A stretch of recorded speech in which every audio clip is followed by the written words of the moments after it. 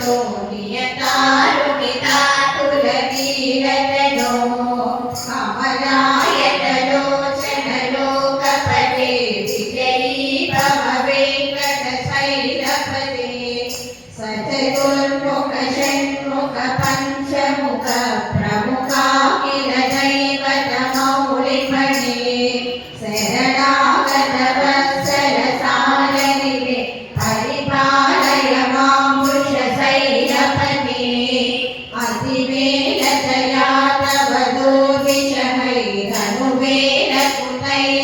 दुर्विषहैरनुवेलकुतैरपराधशतैः भरितं त्वरितं वृषशैलपते परया कृपया परिपाहि हरे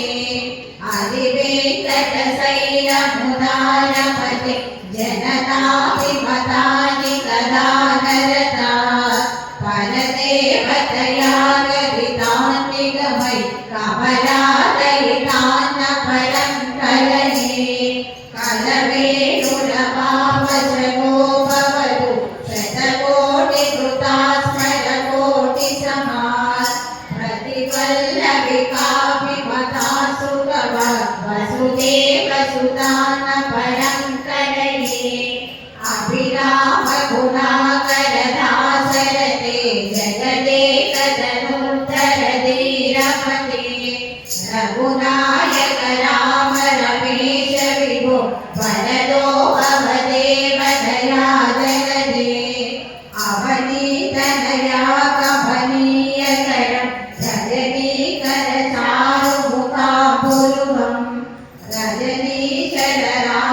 रजनीशरराजतमोमिहिरं महनीयमहं रघुराममये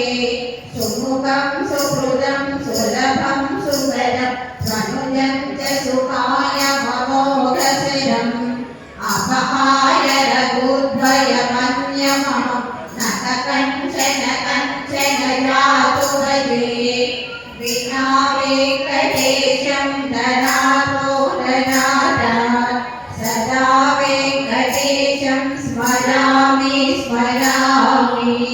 हरे वेङ्कटेश प्रसीद प्रसीद प्रियं वेङ्कटेशं प्रयच्छ प्रयच्छ अहं दूरजस्ते पदाम्भोजयुग्म प्रणामेश्च यागत्य सेवां करोमि सकृसेवया नित्यसेवा फलं त्वं प्रयच्छ प्रयच्छ प्रभो वेङ्कटेश अज्ञानिया मया दोषान् शेषान् विहितान् हरे शमस्तत्वं शमस्तत्वं शेषशैलशिखामणि